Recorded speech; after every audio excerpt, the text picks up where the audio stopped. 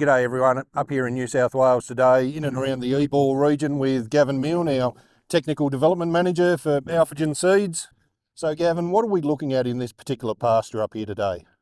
So this pasture is planted with Almonta CM142 Perennial Ryegrass.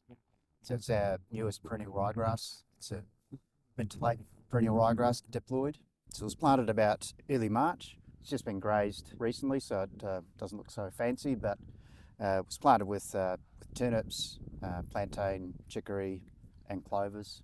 Really good to see Almonta performing well so far, Gavin. What are a couple of the things that you've really noticed that are different compared to other competitors so far? One of the key differences is the tiller density. So it's got quite a fine leaf and a fine tiller and a very large number of tillers per unit area of ground. And that's fantastic in terms of an attribute for increasing persistence because you have better grazing tolerance. You can graze it hard and it'll bounce back and fill up, cover the ground again. So that improves the ability of the pasture to compete against invasive weeds and gives you longer persistence. So it's a wonderful feature. But in addition to that, we've done a lot of testing and trials and found that it's very, very productive in the winter. So it really enhances production through that winter and early spring period, which is one of the key times when farmers in Australia need more and more feed to be grown.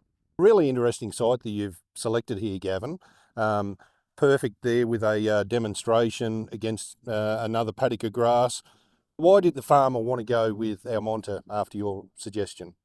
So the suggestion was from a recommendation from his consultant to try out Almonta because the consultant knew it was a very good variety, knew that it looked at all the data and said it looked like an exciting, promising new variety.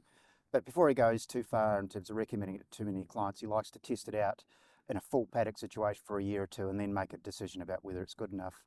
So in this situation, we had one paddock which has got the same history, planted this part of the paddock into Almonta CM142 and planted the other half into the main grass they've been using for the last 15 years, which they found to be very, very successful, and wanted to compare the two. And they've already noticed and made some good observations. For example, the older variety, that was the common one they were using, got a lot of rust within the first 2 months of planting. And compared with the Almonta was almost completely free of rust. So that's a wonderful finding and it just demonstrates the value of moving forward in terms of new and improved varieties of perennial ryegrass. You get a lot of benefits from the plant breeders, but in particular you get benefits in terms of rust tolerance. Some really good advice there. Thanks, Gavin.